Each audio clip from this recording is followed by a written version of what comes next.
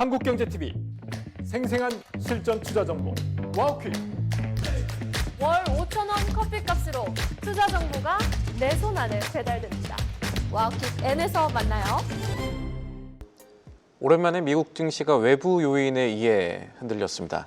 일본은행의 추가 금리 인상 가능성이 불거지면서 엔캐리 트레이드 청산 우려가 고개를 들었고, 중국발 스테이블 코인 우려도 살펴볼 부분입니다. 그리고 이 두 문제, 한국 경제와 증시에도 중요한 부분이 됩니다. 오늘은 이 문제 잘 살펴봐야겠습니다. 도움 말씀에 한상춘 한국경제신문 논설위원 자리에 있습니다. 안녕하십니까? 네, 안녕하십니까? 위원님 머리 하셨네요. 잘 어울리십니다. 감사합니다. 오늘 살펴볼 부분 어떤 것부터 볼까요? 네, 사실 오늘 그 시청자분들이 가장 궁금해했던 것이 3분기 속보치는 이제 발표하지 않기로 했어요. GDP? GDP요. 예. GDP 속보치는 발표하지 않기로 했고, 원래는 10월 말에 발표할 날이는데요. 셧다운 장기화 때문에. 그리고 이제 잠정치가 두 번째 발표하는데요. 이게 이제 12월 26일 전후에서 발표할 거라고 보거든요. 예. 그래서 미국 경제의 지금의 종합지표에 해당되는 GDP 성장률이 발표되지 않다 보니까 미국 경제가 정작 어떤 상황이냐 하는 이런 쪽에 궁금해하시는 분이 많습니다. 그래서 다각적으로 미국의 그 성장률을 경제 상황을 보려고 했었는데요.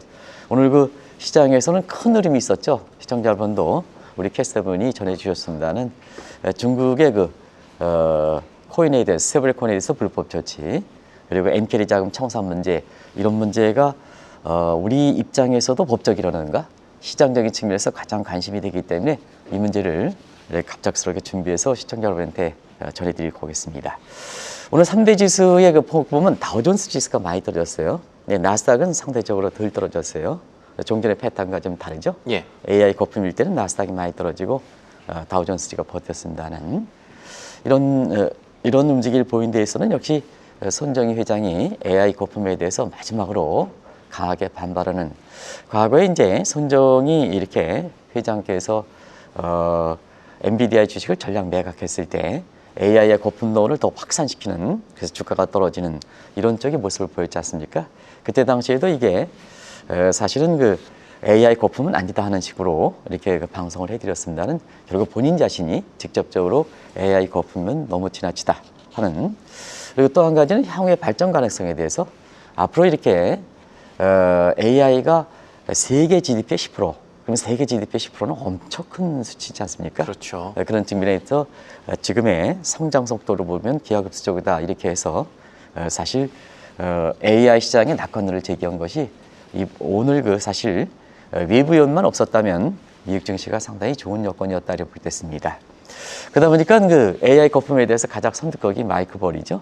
그래서 본인의 입지가 많이 불리하다 보니까 결국 또다시 테슬라에 대해서 공격을 하는, 그래서 이 마이클 버리의 AI 거품에 미국의 증시에 대해서 이렇게 잘못됐다는 이걸 해석과 함께 테슬라의 공격에 대해서도 시장에 미치는 영향은 그렇게 크지 않았다.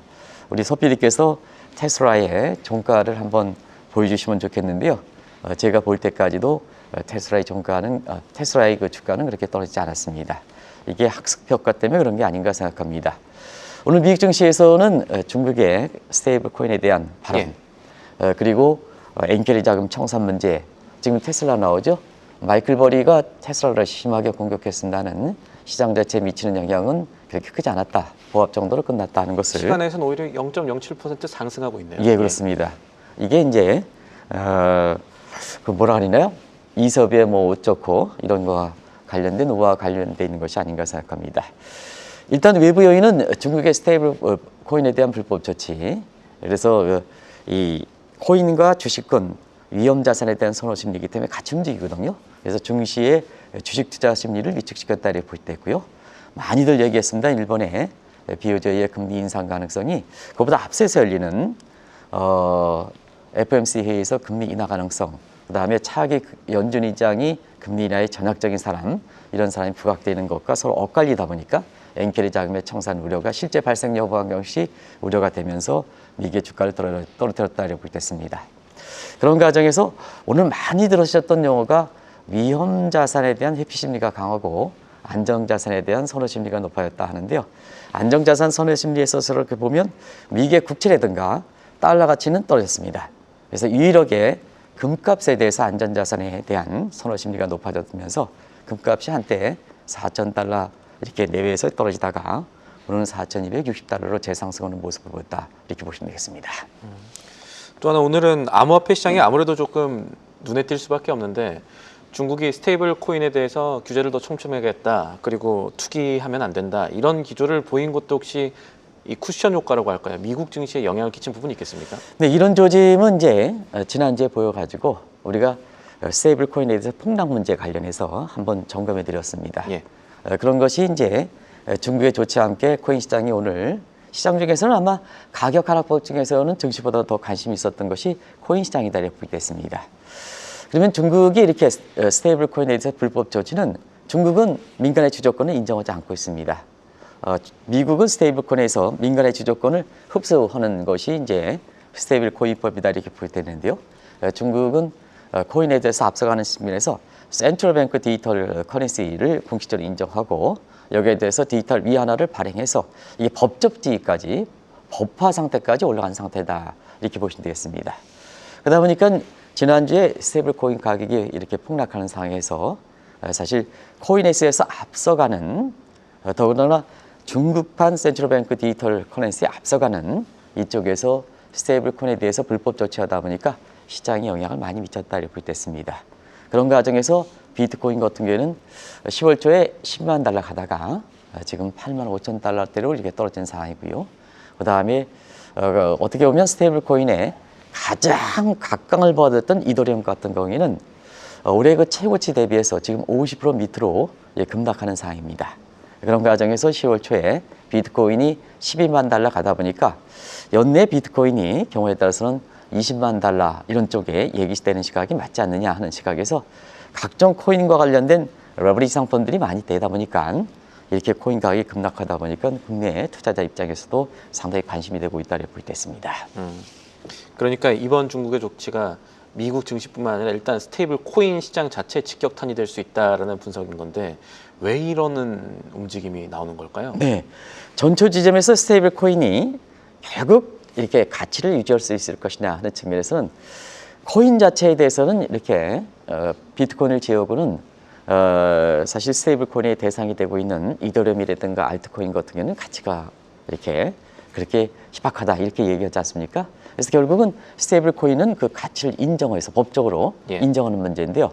그게 결제형만 스테이블 코인의 대상이 되기 때문에 사실 비결정 같은 경우는 디패깅 문제가 발생하면서 이미 가격이 많이 떨어진 상황이거든요. 그러니까 준비금이 있는 스테이블 코인과 네. 알고리즘이나 파생 상품 같은 걸로 우리가 코인 가치를 보존해 줄게라고 말하는 것들을 아마 비결제형 코인이라고 지금 말씀하시는 그렇습니다. 부분인 거죠? 예. 그래서 지금 이제 문제가 되는 것이 이제 중국에서 이게 스테이블 코인 얘기하면 발급 비결제가 아니라 결제형. 트럼프가 심지어 하는 스테이블 코인법에 적용 대상이 되는 이런 그 결제형 그 스테이블 코인에 대해서 이렇게 언급한 거거든요. 예.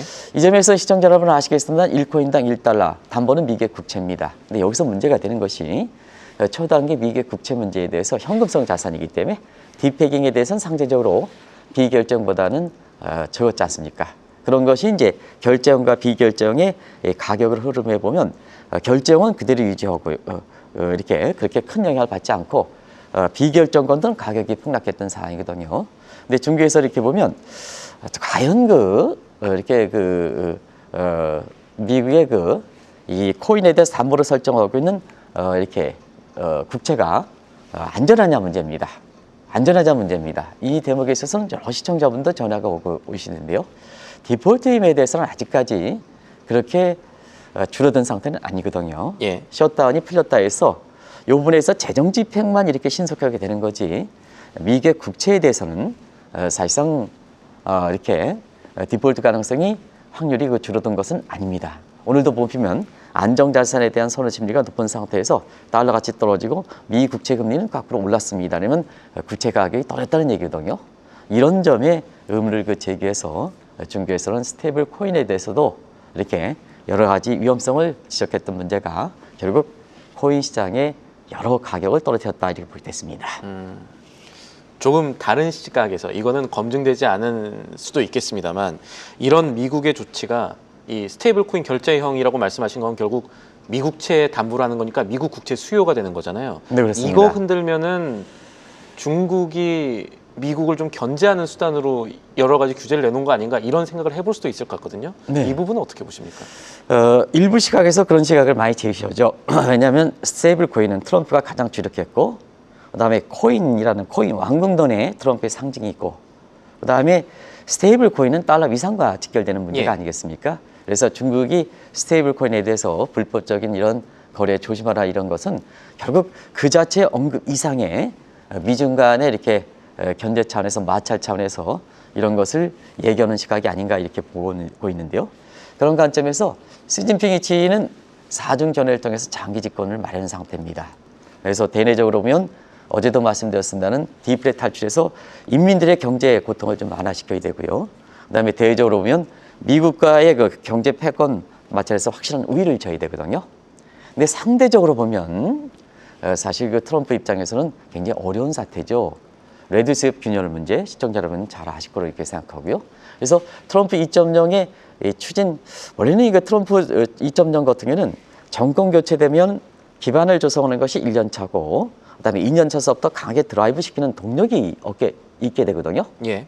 근데 이게 1년도 안 돼서 트럼프 2.0의 추진력이 좀 약화되는 상황 아니겠습니까? 그리고 또 한 가지는 국민의 지지도 보면 지금 34% 나옵니다. 그러면 미국에서 국민의 지지도에서 국정 운영력의 장악력은 대체로면 최소 국민의 지지도가 한 40%를 돼야 된다. 그러니까 우위거리일 때는 뭐 당연히 50%가 되겠죠. 근데 34%까지 취임 1주년이 되지 않은 상태에서 떨어졌단 말이에요. 그러면 미국에서 보면 반 트럼프 결이 얼마나 강한지를 쉽게 알 수 있는 대목이 아닌가 생각합니다. 그러다 보니까 취임 초에 집중했던 관세라든가 환율 정책이 수정 전략할 수밖에 없는 이런 상황이죠. 이런 상황에서 앞서 말씀드린 같이 트럼프 코인 왕국론, 그다음에 달러 이상과 결부되어 있는 이 스테이블 코인과 관련된 이런 문제의 불법이다 보니까 자, 이것을 미국 입장에서 보면 미국 입장에서는 상당히 심각하게 받아들이는 것은 중국의 제2의 국채 매각 조치가 아닌가. 왜냐, 스테이블 코인의 담보가 되는 미국의 국채물에 대해서 회의적 시각을 갖고 있는 거거든요. 그런 관점에서 연관시키는 시각들이 나온다 이렇게 보겠습니다.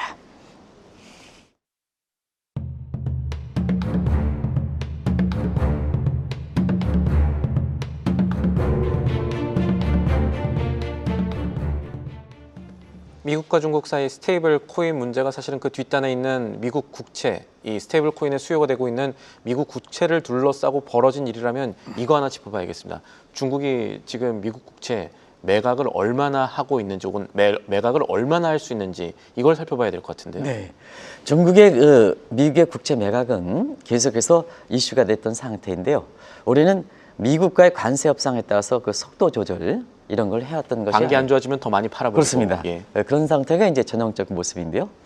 한때 중국이 미국의 국채를 1조 3천억 달러 이상 갖고 있었습니다. 예.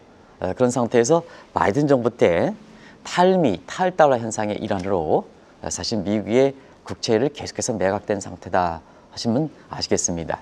원래 그 중국의 미국의 국채 매각은 정확하게 중국이 공식적으로 공개를 하지 않습니다. 그래서 국제 그 대차 대조표를 보면 대변과 차변을 이렇게 보면 대충 중국의 국채 매각의 규모를 나오거든요. 그런 걸 볼 때는 지금 7천억 달러 초반으로 이렇게 떨어뜨렸다 이렇게 보시면 되겠습니다. 6천억 달러 정도 매각을 했다 이렇게. 그렇습니다. 그러니까 한 예. 거의 절반에 가깝게 떨어뜨리는 거죠. 그런 측면에서 미중 간 패권 마찰이 되는 문제가 다양한 각도에서 이렇게 진행되고 있는 이런 상태다 이렇게 보겠습니다. 그래서 집권이기 때는 트럼프가 중국에 대해서 초강경이다 보니까 여기에 맞대응한 차원에서 중국의 미 국채 매각 속도를 상당히 빨리 하지 않겠느냐 하는 쪽에 미국의 그 국채 매각에 대해서 상당히 주목했던 상황입니다. 그런데 트럼프가 상당히 유화적 조치를 취했었죠. 그런 과정에서 관세 협상이 본격화되다 보니까 이 미국의 국채를 협상적 증대태 안에서 보류했었는데요. 자, 10월 달에 4중 전회에서 시진핑이 장기 집권 기반을 마련하고 상대적으로 트럼프는 위기 상황에 처하다 보니까 이 틈을 터서 다시 이 중국의 미국의 국채 매각을 재개하는 모습이다 이렇게 됐습니다. 자, 중국이 미국의 국채를 매각하면 트럼프 입장에서 어떤 아킬레스건이 걸릴까 시청자분도 아시겠습니다는 지금 가뜩이나 트럼프가 저금리, 차기 연준내 캐머런 해리스라든가 이런 사람까지 임명해서 저금리에 대한 의지가 상당히 강한 상태인데 자, 미국의 국채는 좀처럼 떨어지지 않는 4% 유지하는 상태 아니겠습니까? 물론 예. 한때 3.9%까지 떨어지긴 했지만 그러나 지금 상태에서 미국의 국채 매각하면 국채 금리가 국채 가격 떨어지는 것과 함께 국채 금리가 상승합니다. 오늘도 4%대 초반으로 이렇게 올라가는 모습인데요. 이러다 보니까 디폴트 위험이 증대되겠죠. 그래서 사실 그 셧다운 종료에 따라서 간순히 추스린 트럼프 입장에서는 중국의 미국의 그 국채 매각과 함께 상당히 직격탄이 되지 않겠냐 이런 시각들이 나오는 거다 하는 것을 말씀을 드리겠습니다.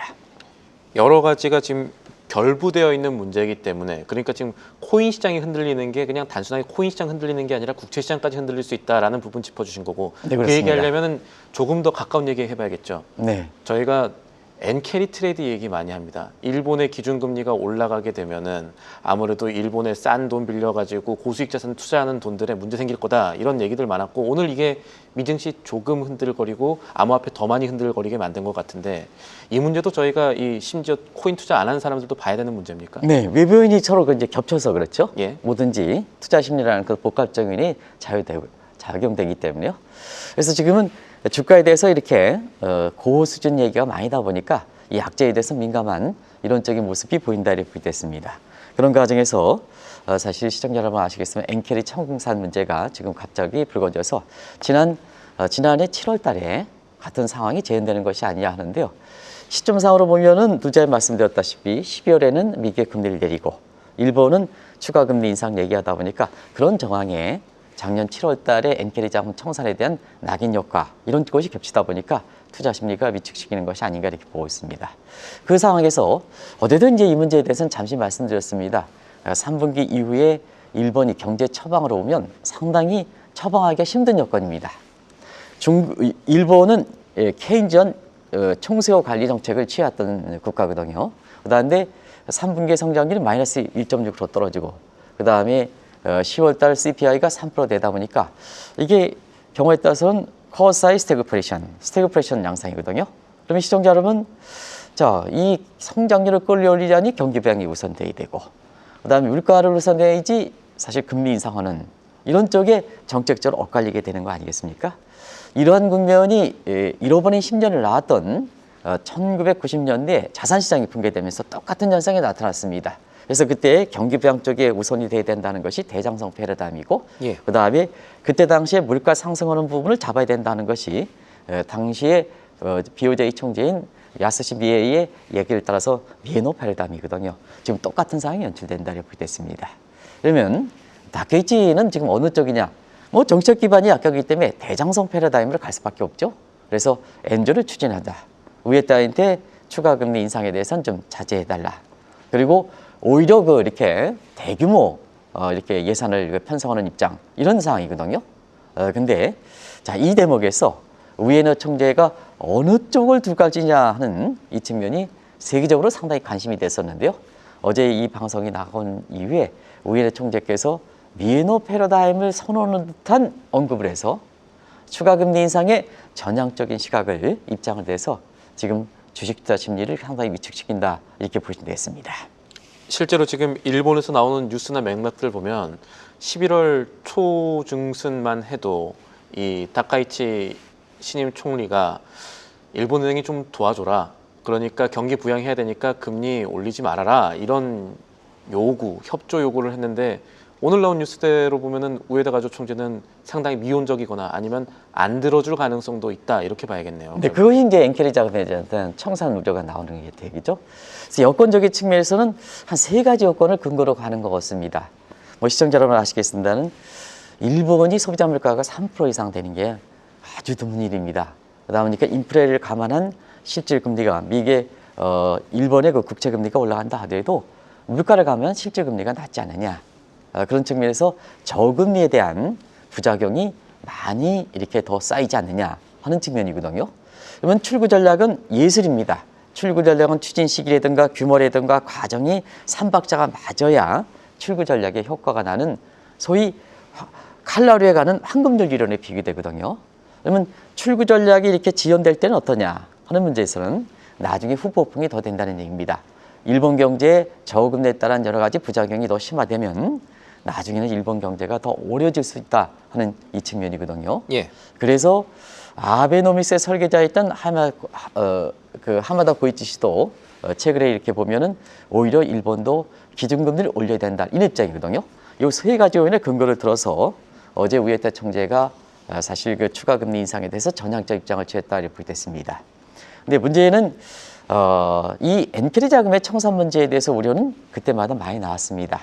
그러면 실제로 엔캐리 자금의 청산이 될 가능성이 있겠느냐 하는 측면, 예. 그다음에 청산이 된다면 그 규모가 얼만큼 되느냐 하는 측면, 이런 측면을 같이 봐줘야 되거든요. 그런 측면에서 보면은 지금의 피셔의 국제간 자금, 통화치를 관한 자금 이론을 보면 미국 증시에서 오늘 다우존스 지수가 이렇게 떨어뜨리는 요인이 되긴 했습니다는 사실 엔캐리 자금의 청산에 대한 이렇게 피셔 공식으로 보면 엔캐리 자금에 청산할 수 있는 여건은 그렇게 크진 않다. 그리고 우리나라의 서학개미와다지 일본 개인 투자가들은 미국 주식에 대해서 그렇게 우호적으로 투자하는 상황은 아니거든요. 그런 측면에서 볼 때에는 자, 지금의 한번 시청자 여러분 보겠습니다. 미국의 10년물 국채금리가 4.07%입니다. 일본은 1.87%입니다. 예. 그리고 엔달러 환율은 155엔대입니다. 물론 이제 157엔 가다가 155엔 가니까 엔화가 강세됐다 하는데 우리가 엔캐리 자금 청산에 우려가 한다던 작년 7월 달 대비해서 보면 엔달러 환율이 141엔에서 155엔으로 같은 상황이거든요. 그런 상태에서는 피셔의 자금의 공식으로 보면은 사실 엔캐리 자금의 청산은 우려 차원이지 실제로 단행할 수 있는 여건 자체가 아직 근거가 약하다는 것을 말씀드리겠습니다. 그리고 엔캐리 자금의 청산에 와다나베 부인들이 사실은 지금 상태에서 이 미국 증시에서 이렇게 자금을 이탈할 가능성이 있겠느냐 하는 측면은 일본 증시가 받쳐주는 측면, 한류가 된다면 같이 봐줘야 되거든요. 예. 그리고 엔캐리 자금 청산에서 와다나베 부인은 이렇게 미국 증시에 많이 투자했을까, 코인 시장에 많이 투자했을까, 그걸 같이 봐야 되거든요. 그런 측면에서 보면 지금은 코인 시장 부분이 엔캐리 자금의 청산 문제가 될 수 있기 때문에 오늘 코인 시장이 많이 떨어졌다 이렇게 보겠습니다. 그리고 한국은행의 보고서 보면 항상 엔캐리 자금 청산 우려가 나오지만 엔화가 투자했다 해서 바로 이렇게 청산할 수 있는 여건은 아니거든요. 그래서 실행 규모로 볼 때는 그 규모가 작기 때문에 이 대목에 대해서는 지금의 미국의 FOMC에서 금리를 내리고 그 다음에 BOJ에서 추가 금리 인상에 대해서 얘기 나오니까 정황상으로 뭐 그렇습니다는 이게 실제로 엔캐리 자금 청산해서 미국 증시를 떨어뜨릴 것인가 하는 측면은 좀 더 지켜볼 필요가 있다는 것을 말씀을 드리겠습니다. 좋습니다. 그러면 이 문제를 결국 한국 경제에 대입을 시켜보죠.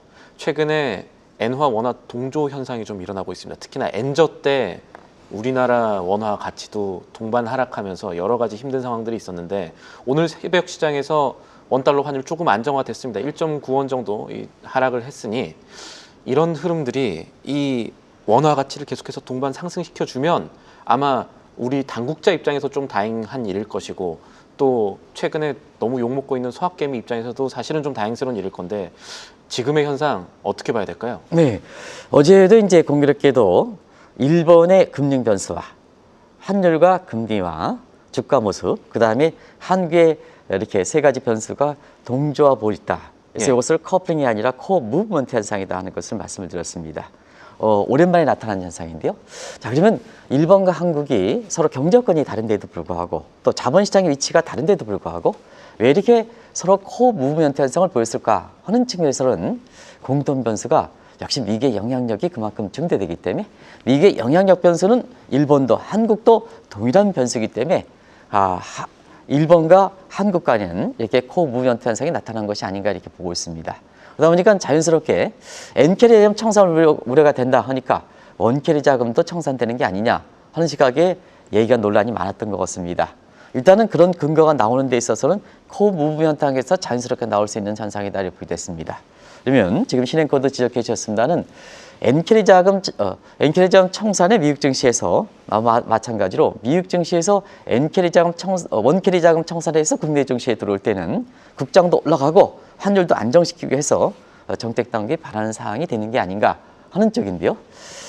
지금의 우리 서학개미 분들이 과연 미국의 주식을 투자할 때 캐리 자금의 성격을 갖고 있느냐 하는 측면을 한번 보실 필요가 있습니다. 그런데 사실상 우리가 2017년서부터 브로커에 대비해서 글로벌 브로커리지 GBK라고 강조했던 것은 사실 캐리 자금의 성격에서 이렇게 해서 얘기 추천되고 국내 증권사가 확산된 것은 아니다 이렇게 볼 수 있습니다. 그래서 N캐리 자금에 비해서 원캐리 자금은 그렇게 캐리 자금의 성격을 많이 띠고 있지 않다 이렇게 볼 수 있습니다. 근데 정황상으로 보면은 일본도 추가 금리 인상 얘기하는데 올해 마지막 그 금통위에서 보면 자 금리 인하 사이클이 종료가 됐다 하다 보니까 이런 얘기들이 나오는 것이 아닌가 이렇게 보고 있습니다. 근데 사실상 캐리 자금 청산과 관계없이 미국 증시에서 이탈된 자금이 국내에 들어올 때는 역시 두 가지 측면. 국내 증시에서 외국 자금의 이탈도 방지하고 서학 개미가 들어올 때는 환율이 관심이 되는 것이 아닌가 생각합니다. 예. 지금 측면에서 총력전을 피죠. 여러 가지 나오는 것 같습니다. 그래서 지금 국민연금과의 통화선 문제 650억 달러 연장하는 문제가 있고 그다음에 국내 증권사들이 해외 상품에 대해서 어떤 가이드라인을 설정해야 되는 것이 아니냐는 쪽에 나오고 또 기업들이 달러 투기인가요 투자인가요 이건 뭐 시청자 여러분 판단해 보시기 바랍니다. 이 현금성 달러 보유에 대해서 내놓지 않으면 거의 페널티를 부과하겠다 세제상으로 예. 이런 쪽이 이렇게 해서 종합적으로 돼서 원달러 환율이 사실 이 정도면요 굉장히 원달러 환율이 안정이 돼야 됩니다 심리적 측면에서. 근데 원달러 환율이 조금 이런 한 2원 밑으로 안정되는 효과인데요. 일단은 한국의 원화 가치에서 원달러 환율의 상승세는 최악의 시기를 지났다 하는 글로벌 인베스트뱅크의 평가가 나오고 있거든요. 그렇지만은 사실 이런 부분의 논의 차원에서 구체적인 액션 플랜이 나오지 않을 때는 지금의 여건상으로 보면 대외적으로 보면 원달러 환율을 올릴 수 있는 그런 요인이 있기 때문에 그런 보고서와 관계없이 한국 증시의 상승을 위해서 또 일부에서 얘기하는 서학개미들이 국장에 돌아오기 위해서는 원달러 환율은 이렇게 안정시키는데 정책 당국에서 총력을 기울여서 특히 말만 하지 않고 이렇게 행동을 하는 조치들이 나와야 된다는 것을 말씀을 드리겠습니다. 알겠습니다. 오늘 말씀은 여기까지 듣도록 하죠. 지금까지 도움 말씀에 한상준 한국경제신문 논설위원이었습니다. 오늘도 감사합니다. 네, 고맙습니다. 계속해서 다양한 경제 이슈를 알고 싶다면 구독과 좋아요, 알림 설정 부탁드립니다. AI 캐스터 권미정이었습니다.